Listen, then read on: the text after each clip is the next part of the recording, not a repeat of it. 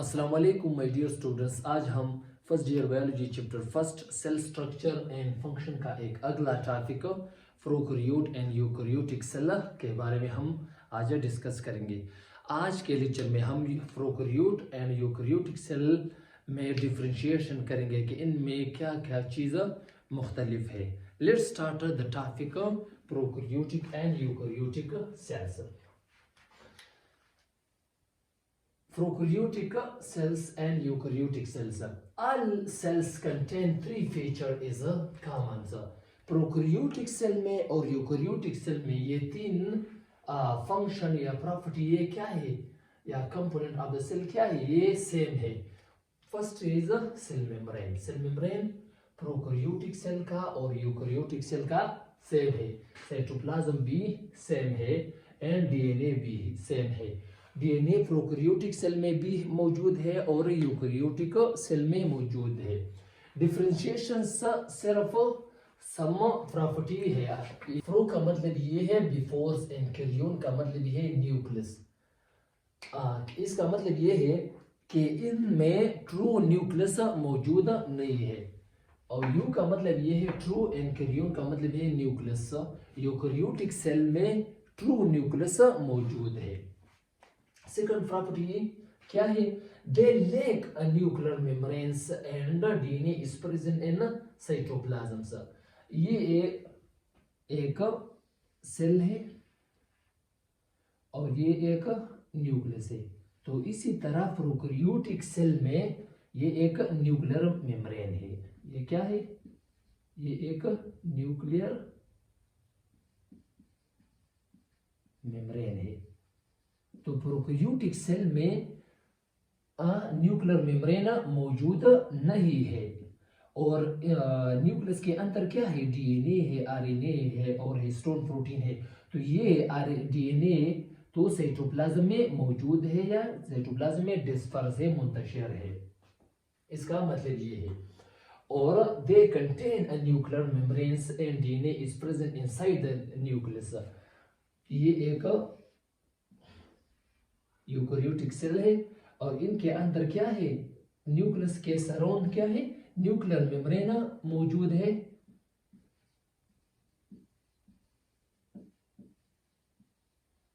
और DNA nucleus के अंदर मौजूद है।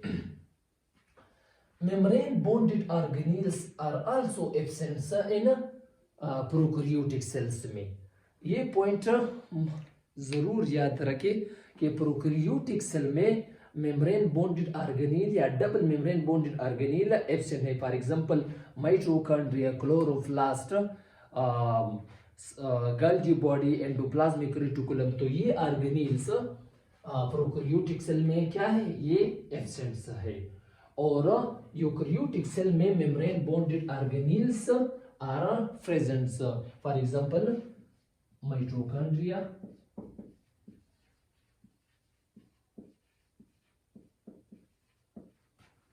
क्लोरोप्लास्ट और गोल्गी बॉडी, एंडोप्लाज्मिक रेटिकुलम। बहुत सारे ऑर्गेनेल्स यूकैरियोटिक सेल में मौजूद है और प्रोकैरियोटिक सेल में वो एब्सेंट है। राइबोसोम ये वाहिद ऑर्गेनेल है जो प्रोकैरियोटिक और यूकैरियोटिक सेल में मौजूद है। लेकिन राइबोसोम क्या है? राइबोसोम और न्यूक्लियोलस ये नॉन मेम्ब्रेनस है, इनके सराउंड मेम्ब्रेन मौजूद नहीं है। तो इसी वजह से प्रोकैरियोटिक सेल में राइबोसोम मौजूद है और यूकैरियोटिक सेल में भी राइबोसोम मौजूद है। लेकिन प्रोकैरियोटिक और यूकैरियोटिक राइबोसोम में कुछ डिफरेंस है। ये साइज के लिहाज से ribosome of the prokaryotic cell ये साइज के लिहाज से 70s है।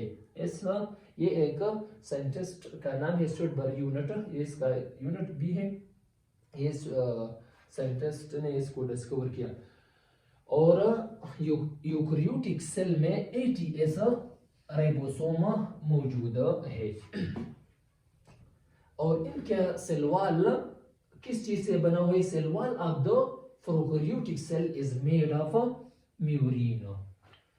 प्रोकैरियोटिक सेल का सेल वॉल ये एक सेल है फॉर एग्जांपल मैं एक आपकी अंडरस्टैंडिंग के लिए एक सेल ड्रा करता हूँ। ये एक प्लांट सेल है। फर्स्ट क्या है, ये एक सेल वॉल है, अंदर की तरफ क्या है, सेल मेम्ब्रेन है,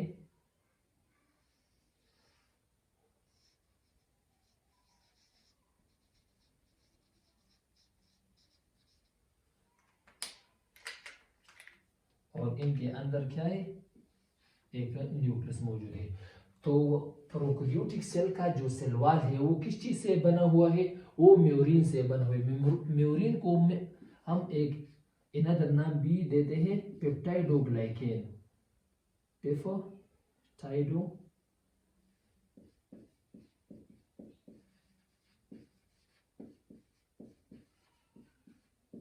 हम इसको क्यों पेप्टाइडोग्लाइकेन कहते हैं, क्योंकि वो प्रोटीन और कार्बोहाइड्रेट से बना हुआ है, इसी वजह से इसको म्यूरिन को हम पेप्टाइडोग्लाइकेन कहते हैं। और कार्बोहाइड्रेट भी वो पॉलीसेकेराइड से बना हुआ है। अगर आपसे कोई क्वेश्चन करे कि पेप्टाइडोग्लाइकेन किस चीज से बना हुआ है, तो आपका आंसर ये है कि वो प्रोटीन और कार्बोहाइड्रेट से बना हुआ है। कार्बोहाइड्रेट में वो पॉलीसेकेराइड से बना हुआ है। इंशाल्लाह ये हम सेकंड चैप्टर में बहुत डिटेल के साथ इंशाल्लाह एक्सप्लेन करेंगे। और cell wall made of the eukaryotic cells. Eukaryotic cell, ये पॉइंट अपने साथ नोट करें कि यूकैरियोटिक सेल में प्लांट भी आता है, फंजाई भी आता है और एनिमल भी आता है। तो प्लांट का जो सेल वॉल है वो भी डिफरेंस है, फंजाई का जो सेल वॉल है वो डिफरेंट है। तो इनमें मुख्तलिफ ऑर्गेनिज्म आता है। Cell wall of the plant का जो सेल वॉल है वो सेल्यूलोज से बना हुआ है, और फंजाई का जो सेल वॉल है, फंजाई ऑर्गेनिज्म का जो सेल वॉल है वो काइटिन से बना हुआ है। Cell wall made of the plant is made of cellulose and the fungi is made of, इसको हम क्या कहते हैं, इसको हम काइटिन कहते हैं। काइटिन ये एक सेल्यूलोज, ये एक फर्स्ट सेल्यूलोज को एक्सप्लेन करें, ये एक मोस्ट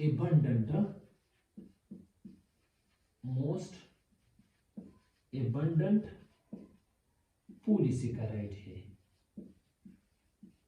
ये कार्बोहाइड्रेट का एक टाइप है, और कार्बोहाइड्रेट में वो मोस्ट एबंडेंट, बहुत ज्यादा मिकदार में सेल्यूलोज मौजूद है। तो मोस्ट एबंडेंट पॉलीसेकेराइड क्या है, वो सेल्यूलोज है। तो प्लांट का जो सेल वॉल है वो सेल्यूलोज, प्लांट का जो सेल वॉल है वो सेल्यूलोज से बना हुआ है, और फंजाई का जो सेल वॉल है वो काइटिन से बना हुआ है। और काइटिन क्या है, वो सेकंड मोस्ट एबंडेंट पॉलीसेकेराइड है। क्या, सेकंड मोस्ट एबंडेंट पॉलीसेकेराइड है।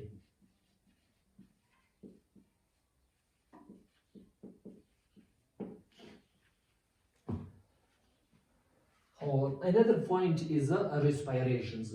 इस पॉइंट अपने साथ नोट करें कि प्रोकैरियोटिक सेल में तो डबल मेम्ब्रेन ऑर्गेनेल मौजूद नहीं है। इसका मतलब है कि इनमें माइटोकॉन्ड्रिया मौजूद नहीं है, क्योंकि माइटोकॉन्ड्रिया क्या करता है, वो रेस्पिरेशन में बहुत इंपॉर्टेंट फंक्शन करता है, क्योंकि टू इंपॉर्टेंट प्रोसेस माइटोकॉन्ड्रिया में होता है। फर्स्ट को हम क्या कहते हैं, फर्स्ट को रेस्पिरेशन का 3 टाइप है। रेस्पिरेशन का क्या है, हम इसको थोड़ा सा रिमूव करते हैं।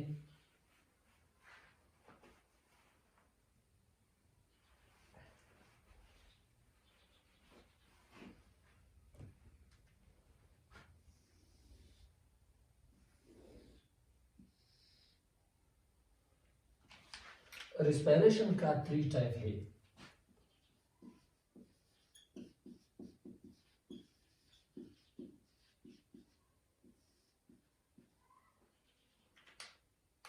First one is glycolysis.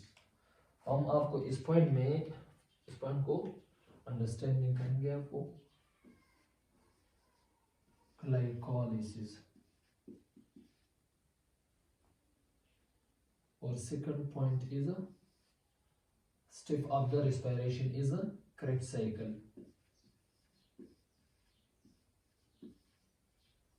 third one is electron transport change.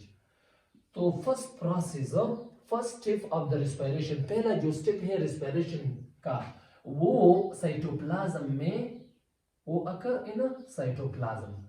ये प्रोकैरियोटिक और यूकैरियोटिक सेल में ग्लाइकोलाइसिस वो सेम है और वो साइटोप्लाज्म में ये फंक्शन अदा करते हैं। ये प्रोसेस साइटोप्लाज्म में ये होती है।